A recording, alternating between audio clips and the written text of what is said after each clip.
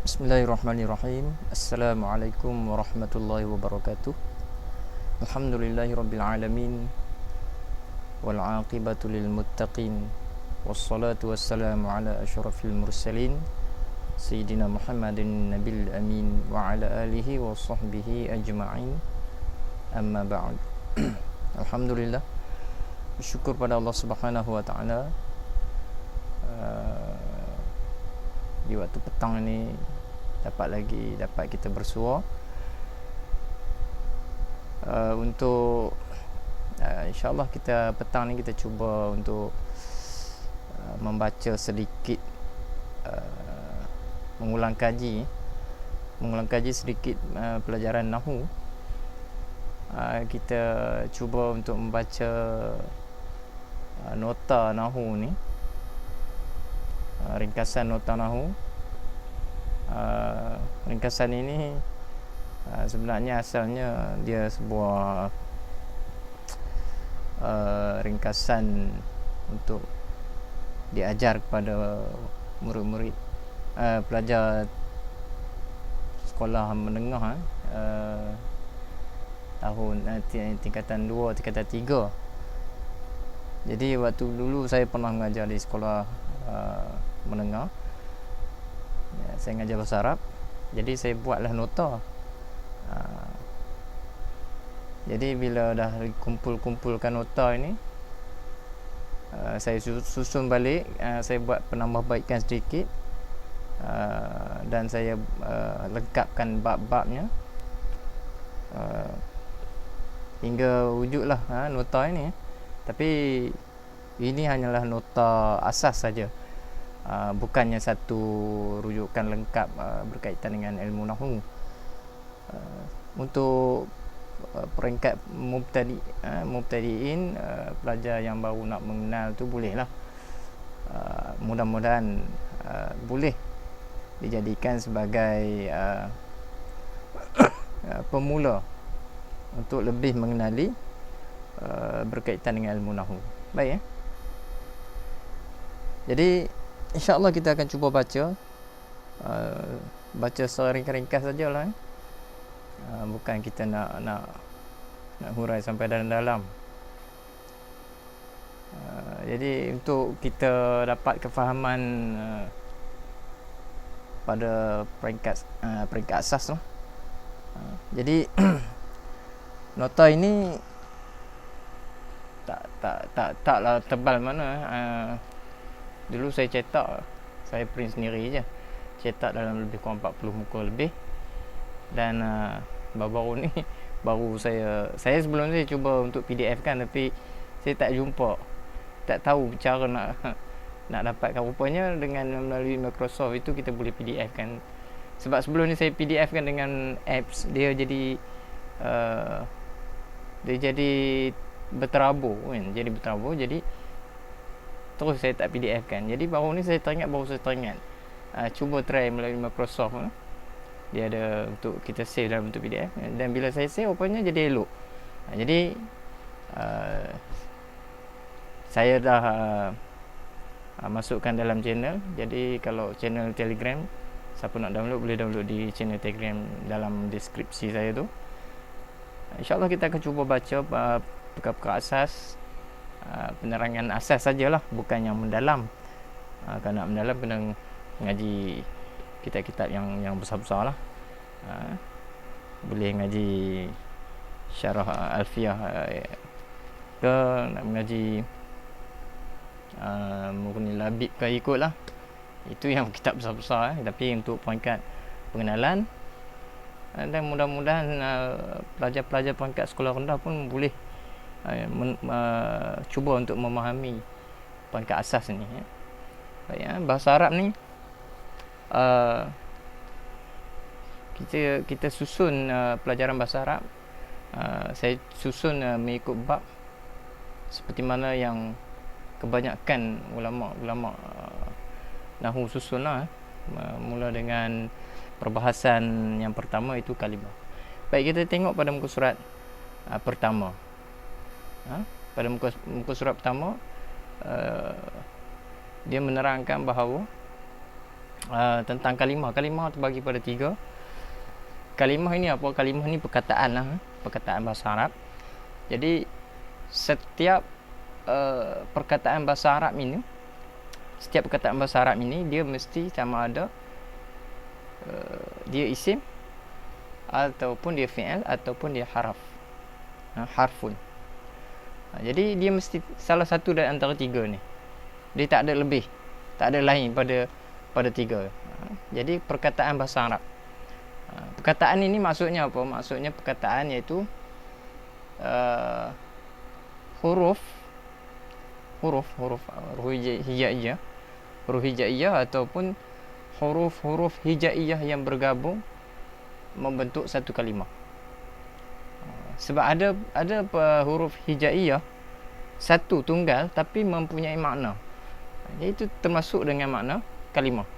Contoh kalimah ba, ba berbaris kasrah berbaris bawah, kita baca B itu satu huruf tapi dia merupakan kalimah sebab dia membawa makna, ada makna kalimah B itu. Adapun kalimah yang tiada makna, contohnya apa-apalah huruf yang tak ada membawa makna, maka dia bukan kalimah. Jadi kita faham bahawa kalimah itu benda kalimah satu huruf ataupun beberapa huruf yang bergabung yang membawa makna dalam bahasa Arab. Bermakna sebelum membentuk huruf, dia adalah terdiri pada huruf-huruf hijaiyah. Huruf hijaiyah ataupun huruf hijaiyah. Huruf hijaiyah ni kita maklumlah, alif sampai ya. Ada 28 semuanya tanpa pengulangan. Contohnya pengiraan lam alif, itu semua pengulangan saja. Jadi yang betulnya 28. Huruf hijaiyah, huruf ini ada rahsia-rahsia yang kalau kita rajin untuk kita kaji, mungkin kita dapatlah makna-makna rahsia di sebalik huruf-huruf. Ada dinamakan ilmul huruf. Huruf-huruf ini 14 ke huruf, kita kata 28 bahagi 2, 14 adalah huruf qamariyah, 14 adalah huruf syamsiyah. Kemudian kalau kita rajin, kita boleh kaji tentang huruf-huruf yang bertitik, huruf-huruf yang tidak bertitik. Kebanyakannya berkenaan dengan huruf ini adalah seimbang antara huruf-huruf. Kemudian ada huruf sifat-sifat huruf, macam-macam lah berkaitan dengan huruf. Dari segi ilmu tajwid ke, dari segi ilmu rohani ke dan sebagainya, kita tinggalkan, kita tak boleh bincang. Kita nak cerita tentang ilmu nahu. Baik, jadi apabila huruf-huruf tadi bergabung, dia membentuk kalimah. Ataupun mungkin satu saja huruf yang tunggal sudah menjadi satu kalimah apabila dia ada punya makna, membawa makna tertentu. Baik, satu kalimah itu pertamanya kemungkinan dia isim. Kalimah itu maknanya perkataan lah, ya. Dalam bahasa Arab, satu kalimah itu sama ada dia mungkin isim. Kalau dia tak isim, mungkin dia fi'il. Kalau dia tak fi'il, mungkin dia haraf. Setengah orang sebut kena sebut harf, sebab harfun. Setengah orang detail, ikutlah. Setengah orang sebut huruf, setengah orang sebut haraf ke, ikutlah. Haraf satu, huruf tu jamak. Baik, isim maknanya kata nama. Isim kata nama. Fi'il pula kata kerja. Dan haraf mungkin kita boleh katakan sebagai kata hubung ke, atau apa-apalah yang semaksud dengan kata hubung tu. Contohnya dia ada 9 semuanya haraf. Haraf itu ada 9. Jadi secara asas, haraf ialah selain pada isim dan fi'il. Itu haraf lah. kita makna ataupun kita takrifkan begitu senang. Baik, isim kata nama. Isim kata nama. Kata nama maksudnya nama yang membawa satu kalimah yang membawa kepada makna. Satu kalimah yang membawa kepada makna. Dan makna itu tidak berkait dengan masa. Tidak berkait dengan masa lalu, tidak berkait dengan masa sekarang ataupun masa hadapan. Itu isim, kata nama. Kata nama termasuklah kata ganti nama, termasuklah kata nama am, kata nama khas, atau nama apa-apa, termasuklah dengan kata nama terbitan. Itu semua kata nama yang membawa makna tertentu yang tidak dihubung-kait dengan masa, maka itu namanya isim. Okey. Baik, isim banyaklah isim. Dia ada beberapa tanda. Kita baca tanda. Fi'il pula perbuatan ataupun kata kerja. Perbuatan sama ada yang telah lalu kita sebut sebagai fi'il madhi, ataupun perbuatan pada masa sekarang kita sebut sebagai fi'il mudhari'. Jadi fi'il itu kita sebut perbuatan dan dia dikaitkan dengan masa. Fi'il dikaitkan perbuatan yang ada masa lalu, masa sekarang, masa akan datang. Dia berkait dengan masa. Itu perbuatan. Jadi kalau orang tanya fi'il ada berapa, boleh kita katakan fi'il ada 3. Pertama fi'il madhi, fi'il mudhari', dan yang ketiga adalah fi'il amar. Fi'il madhi, fi'il yang telah lalu, kita sebut past tense. Fi'il mudhari', present tense, dan fi'il amar. Fi'il amar adalah fi'il yang membawa makna suruhan. Ada satu lagi sebenarnya kita sebut sebagai fi'il nahi. Fi'il nahi adalah pecahan daripada fi'il mudhari'. Jadi bila orang tanya, kita cakap fi'il itu ada 3 je. Senang kan? Fi'il ada 3, fi'il madhi, fi'il mudhari', fi'il amar. Jadi fi'il nahi fi'il tegahan. Fi'il amar fi'il suruhan, fi'il nahi tegahan. Cuma fi'il nahi ini dia hanya pecahan daripada fi'il mudhari'. Baik, yang ketiga haraf. Haraf kita sebut sebagai kata hubung tadi. Dia mempunyai 9, min, ila, an, ala, fi, rubba, bi, ka, li. Termasuk huruf qasam. Wa tabi. Wallahi wa billahi wa tallahi wa billahi. Baik, haraf ada 9. Min, ila, an, ala, fi, rubba, bi, kali. Senangnya nak ingat. Min, ila, an, ala, fi, rubba, bi, kali. Min daripada, ila ke ataupun kepada, an dari, ala atas, fi dalam atau di atau pada. Ada 3 boleh kita letak makna. Rubba maknanya barangkali ataupun mungkin. Kita boleh katakan barangkali macam contoh ayatnya. Barangkali dia ke sekolah kerana dia tidak tahu bahawa sekolah itu cuti. Contoh barangkali itu, penggunaan barangkali. Rubba. Seterusnya bi makna dengan. Bismillah tu, bismillahirrahmanirrahim. Bi itu dengan nama Allah. Bi. Ka seperti. Ka dengan makna seperti. Ka untuk tamsil, kita buat permisalan. Kita buat perumpamaan, kita gunakan ka. Ka maknanya seperti. Li dengan makna bagi ataupun untuk. Bagi ataupun untuk.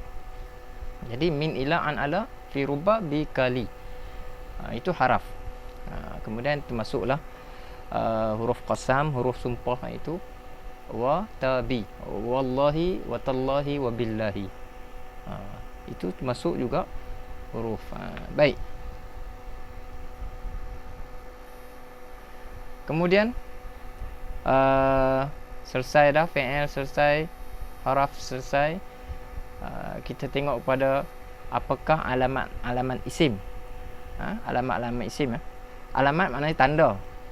Jadi satu kalimah yang kata nama tadi, dia mesti dia ada beberapa tanda yang harus untuk dia ada pada satu kalimah. Contohnya, yang pertama, tanda-tanda satu kalimah itu isim, dia harus masuk alif lam.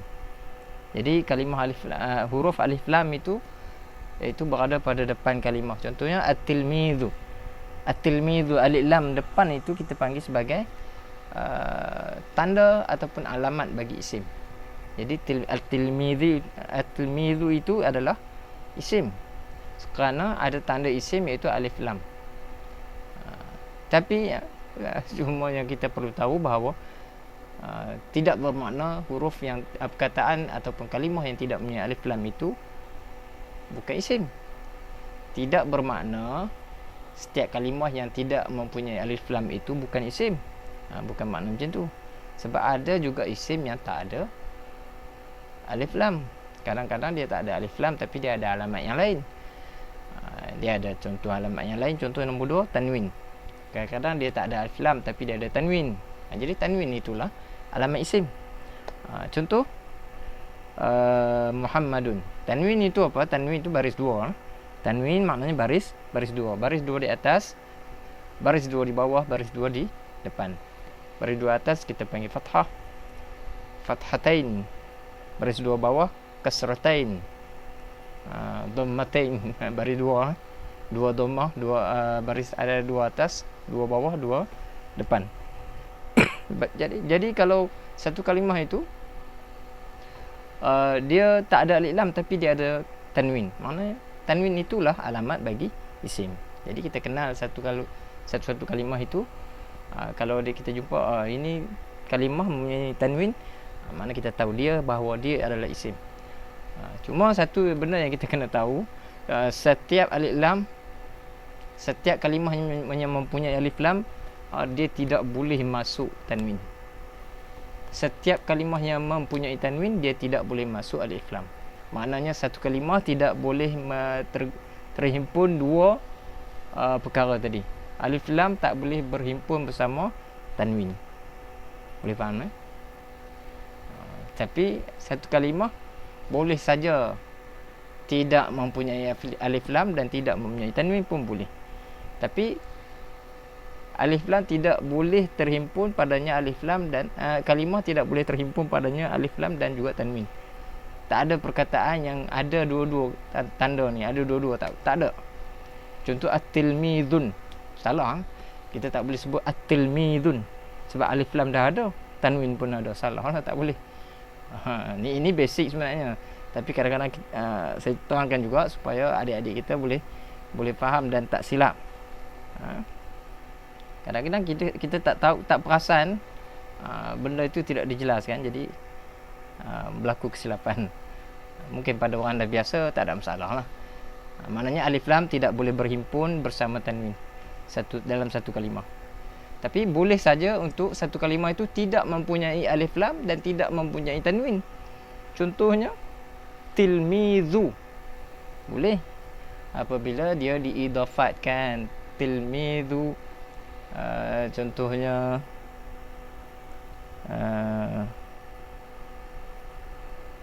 talibul madrasah, talibul ilmi, talibu.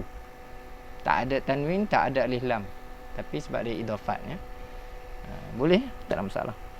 Baik, yang ketiga, tanda satu kalimah itu isim, dia mesti dia mempunyai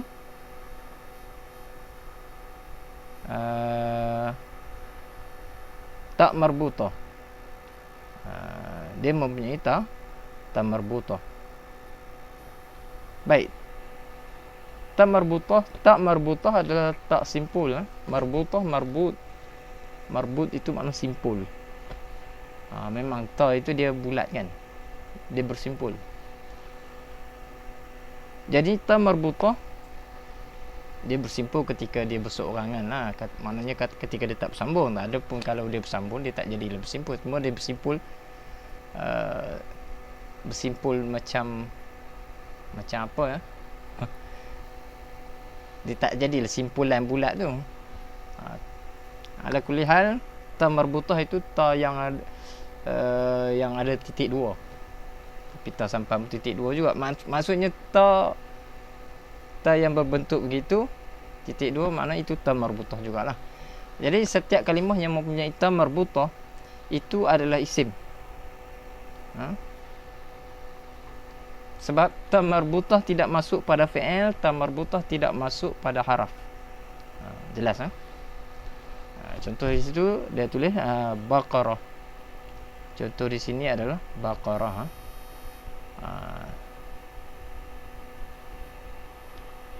Baqaratun.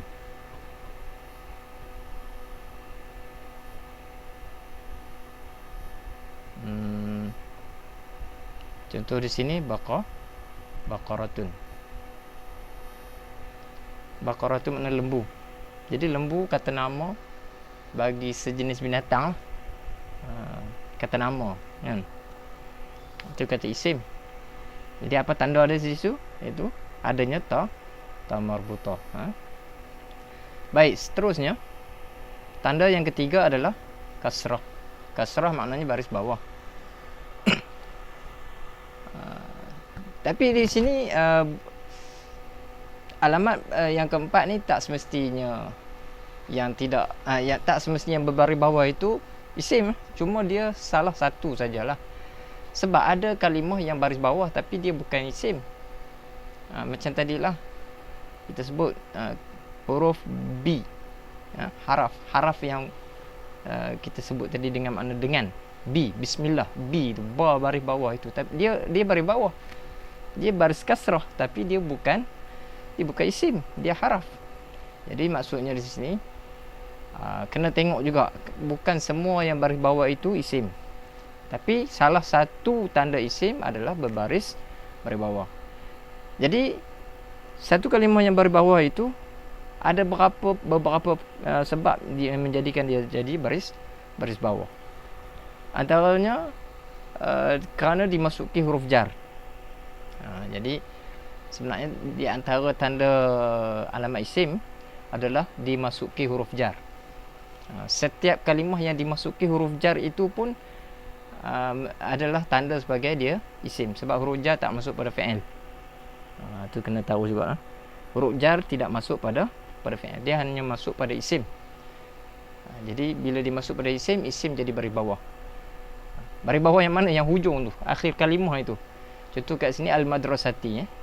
Al-madrasati maknanya dia baris bawah disebabkan dimasuki huruf jar. Contohnya raja'tu minal madrasati. Raja'tu, aku telah balik daripada sekolah. Minal madrasati, min itu huruf jar, al madrasati jadi baris bawah. Sebab dimasuki huruf jar. Jadi sebenarnya di minal madrasah itu ada dua tanda lah, satu baris bawah, satu dimasuki huruf jar. Sebab huruf jar tidak masuk pada fi'il. Jadi selepas pada huruf jar mesti isim. Okey ya? Okey, boleh faham. Lagi apa nak terang? Okey. Yang nanti kita ingat kita teranglah, yang nanti sambil-sambil kita refresh balik Kalau ada benda-benda yang kadang mungkin penting tapi kita terlepas, saya terlepas cakap, tak ingat cakap. Jadi kita tengok kepada nota kita terus. Jadi isim, kata nama. Lagi satu yang saya nak terang di sini, apa beza di antara kalimah, contohnya makan dengan makanan. Jadi makan,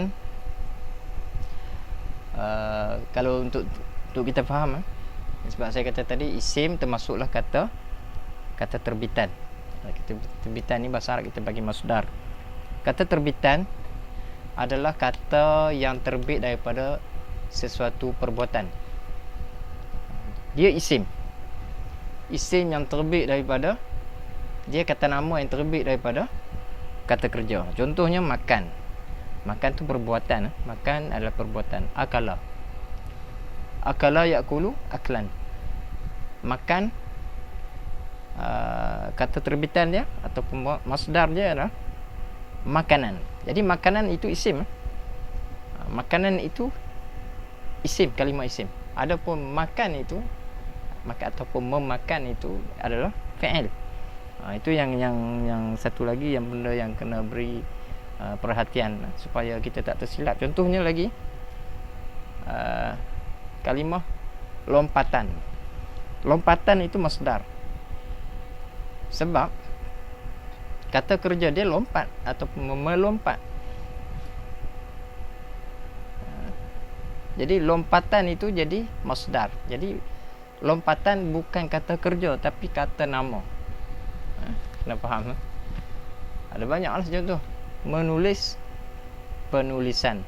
Penulisan jadi kata nama. Dia bukan kata perbuatan. Jangan silap. Menulis itu perbuatan.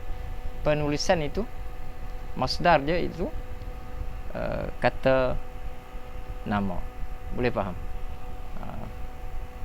Qara'a yaqra'u qira'atan. Qira'atan itu kata nama. Qira'atan itu kata nama. Qara'a yaqra'u itu fi'il. Qira'atan kata nama. Sebab itu dia qira'atan ada, kita baca qira'atan sebab ada ta marbutah dan juga baris tanwin. Baris tanwin. Qira'atan, kalimah qira'atan itu menandakan bahawa dia itu isim. Boleh faham contohnya apa lagi? Jara yajri jarian. Jara yajri fi'il madhi mudhari', masdarnya jarian. Jarian itu jadi masdar. Maka jarian adalah isim. Baik, apa masalah dengan isim dengan fi'il ni? Sebenarnya kita kena faham isim, fi'il, haraf ni supaya kita baca kalimah ataupun kita i'rab kalimah itu betul. Sebab kita boleh ambil faham lah, asal bagi isim adalah mu'rab. Senang kita kata begitu. Asal bagi huruf, asal bagi haraf adalah mabni. Tapi ada juga isim yang mabni Ada juga isim yang mabni. Contoh isim dhamir. Isim dhamir itu mabni. Apa makna mu'rab? Mu'rab itu boleh berubah-ubah. Isim asalnya boleh berubah-ubah. Berubah di mana? Di akhir kalimah. Contohnya Muhammadun, kadang-kadang jadi Muhammadin, kadang jadi Muhammadan. Jadi berubah-ubah itu mu'rab. Tapi ada isim yang tak berubah pun ada. Isim dhamir. Contohlah huwa, huma, hum, hiya, ada 14 semua. Jadi isim dhamir itu tak berubah, dia panggil mabni. Tapi asal isim kita ambil faham sebagai dia mu'rab. Asal haraf adalah mabni, dia kekal. Contohnya macam tadi bi ataupun ila, ala, min, itu semua haraf yang tak berubah. Dia tak ada jadi baris lain, dia kekal begitu. Adapun fi'il ada yang mabni, ada yang mu'rab. So senang-senang kita ambil faham bahawa fi'il madhi mabni, fi'il mudhari' mu'rab. Jadi nanti kita akan masuk bab mu'rab, bab i'rab dengan bab bina.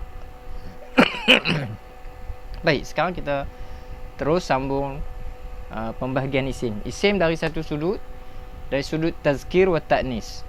Sama ada kalimah isim, kata nama itu kita boleh nilai dari beberapa sudut. Pertama dari sudut jantina dia. Jadi satu kalimah itu kemungkinan dia boleh jadi muzakkar. Muzakkar ni kita faham sebagai kalimah yang lelaki lah. lelaki. Lagi satu muannas perempuan. Jadi kalimah bahasa Arab ni dia ada lelaki perempuan. Dia ada lelaki perempuan, muzakkar muannas. Jadi untuk kita kenal secara asasnya, setiap kalimah yang ada ta marbutah di hujung itu adalah muannas. Setiap kalimah yang tiada ta marbutah itu muzakkar. Jadi alamat dia ta marbutah. Alamat bagi muannas. Adapun alamat bagi muzakkar tiada. Tiada itulah alamat bagi muzakkar. Tiada ta marbutah. Boleh faham Contoh situ aliyun, jamalun, hisanun, itu semua tak ada ta. Kalau Fatimatun, Aisyatun, Naqatun, itu semua ada ta muannas. Sebenarnya ada perbahasan lagi muannas ni.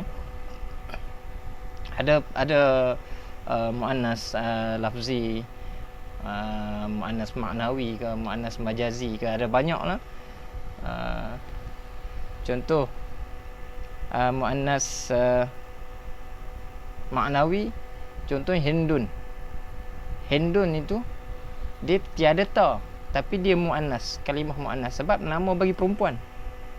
Jadi kita kena sebut jaat Hindun, telah datang Hindun. Kita kena gunakan fi'il yang muannas untuk kalimah Hindun sebab Hindun itu perempuan, sekalipun Hindun tiada ta marbutah.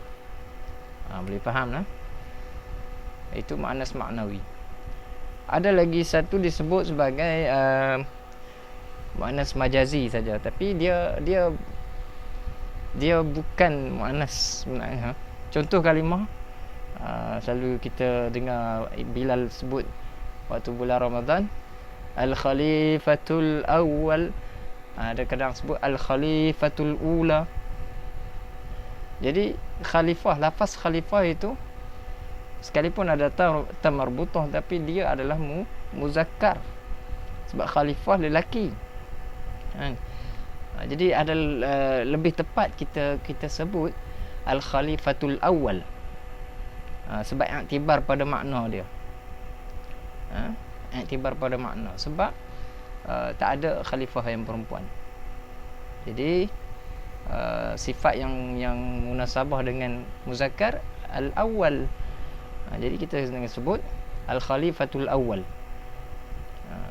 Faham bila kita sebut Al-Khalifah itu merujuk kepada lelaki. Cuma kalimah itu ada ta marbutah tapi dengan makna lelaki. Jadi yang lebih tepat kita kena baca Al-Khalifatul Awwal. Itulah fungsi muzakkar muannas ni, untuk kita gunakan kalimah dan gunakan fi'il yang sesuai dengan kalimah. Kalau muzakkar gunakan fi'il muzakkar. Kalau muannas guna fi'il muannas. Kalau muzakkar guna dhamir muzakkar. Kalau muannas guna dhamir muannas. Jadi kita kena kenal itu supaya kita gunakan kalimah yang betul. Baik. Apa lagi tak ada apa kot. Kita seterusnya al-ismu min haitsul adadiyah. Nama dari segi bilangan. Kata nama dari segi bilangan. Baik, kata nama dari segi bilangan. Bilangan untuk kata nama ni kita boleh bahagi kepada tiga, iaitu mufrad, musanna, jamak. Dalam bahasa Arab, satu kalimah itu kita boleh pecah kepada sama ada kalimah itu mufrad, musanna atau jamak. Di tiga kategori. Tiga kategori. Berbanding dengan contoh bahasa Inggeris, dia ada singular, plural kan. Jadi dia ada satu, ada banyak. Dia ada dua aja, dua kategori. Tapi bahasa Arab dia ada satu, ada dua, ada tiga dan lebih. Jadi mufrad kalimah yang menunjukkan makna satu, musanna kalimah yang menunjukkan makna dua, jamak kalimah menunjukkan makna tiga dan lebih. Jadi kita pun kena tahulah sebab penggunaan itu, penggunaan dhamir, penggunaan fi'il, Sebab kalau mufrad satu, ada dhamir yang menunjukkan makna satu. Kalau musanna ada dhamir yang menunjukkan makna dua. Jamak ada dhamir yang menunjukkan makna jamak. Jadi berbeza-beza. Jadi kita tahu, maka kita gunakan kalimah yang sesuai. Mufrad menunjukkan makna satu. Satu ada yang satu untuk muzakkar, ada yang satu untuk muannas. Contoh di situ fadilun, satu orang lelaki. Fadilatun, satu orang perempuan. Serupa juga musanna, fadilani atau fadilaini. Itu sebenarnya makna dengan makna musanna, tapi pada tempat rafa' dan juga pada tempat nasab dan jar. Sebab itu berbeza, tapi makna yang sama itu merujuk kepada dua. Fadilani, dua orang yang nama fadil, dua orang, ataupun fadil orang yang mempunyai kelebihan, dua orang. Fadilaini pun dua orang, makna sama. Jadi apa beza? Satu gunakan alif, satu gunakan ya. Sebab berbeza tempat i'rab. Kalau pada tempat marfu' kita gunakan alif, fadilani untuk dua, untuk musanna. Tapi kalau pada tempat nasab dan juga pada tempat jar, marfu' dan majrur, maka kita gunakan ya, fadilaini. Tapi merujuk kepada makna dua juga. Kalau untuk muannas, fadilatani atau fadilataini. Yang ketiga jamak. Jamak yang menunjukkan makna ramai. Jamak ni sebenarnya ada satu, jamak ada tiga lah. Kita boleh sebut sini makna jamak. Kita bagi pada tiga: jamak muzakkar salim, jamak muannas salim, jamak taksir. Contoh sini fadiluna, fadilina. Fadiluna dan fadilina makna yang sama, merujuk kepada jamak, lafaz jamak. Apa beza waw dengan ya?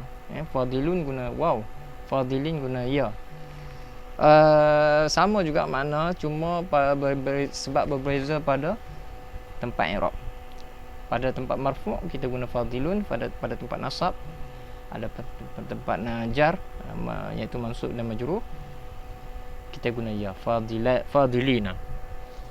Beza, tulisan sama dengan musanna tadi. Fadilaini, fadilina, ejaan tulisan sama tapi baris berbeza. Fadilaini dengan fathahkan lam, baris ataskan lam, fadilaini. Adapun dengan pada lafaz jamak, fadilina dengan baris kasrahkan lam. Jadi kalau kita jumpa kalimah yang tak berbaris, kita tengoklah ayat itu merujuk kepada musanna ke jamak. Kalau musanna, kita gunakan baris fathah, fadilaini. Kalau ayat itu merujuk kepada jamak, maka kita boleh kita kena gunakan dengan kasrahkan lam, iaitu fadilina. Fudala atau fadilat, itu semua lafaz jamak. Okey, boleh faham? Lupa nak baik. Pembahagian dari segi jantina, dari segi bilangan, dan yang terakhir mungkin iaitu isim dari segi nakirah dan ma'rifah. Nakirah maknanya umum, senang kita faham kata umum lah. Isim yang membawa makna umum. Ma'rifah pula isim yang membawa makna khusus. Okey, an-nakirah tu kalimah nakirah apa dia? Di sini ada didatangkan contoh jamalun. Jamalun unta. Hiya kullu ma saluha alaihi. Ini salahnya. Alaihi ni. Bukan ejaan tu patutnya lam. Bukan alif. Alif, ain, lam, ya, ha. Itu salah eja lah tu. Kullu ma saluha alaihi dukhulul alif wal lam. Setiap ma tu barang atau sesuatu yang harus masuk ke atasnya alif dan lam. Barang atau sesuatu itu merujuk kepada kalimah lah. kullu ma saluha, setiap barang ataupun setiap kalimah yang harus masuk alif dan lam. Setiap kalimah yang harus masuk alif lam, itu nakirah. Sebab dia boleh kita masukkan alif lam. Kalau dah ada alif lam, kita tak boleh masukkan alif lam dah, maknanya dia jadi makrifah dah. Tapi contohnya Jamalun kita boleh masukkan alif lam, iaitu kita tambah al-jamalu, tambah alif lam. Jadi kalimah jamalun itu boleh kita tambah alif lam. Maka kalimah jamalun itu nakirah. Boleh faham tapi kalau kita tambah alif lam dah jadi makrifah lah. Maknanya dia harus untuk masuk alif lam. Baik, makrifah pula. Makrifah ni kata nama yang khusus. Kata nama khas lah, kita senang kata. Ada 6, iaitu pertama dhamir. Semua dhamir ada 14.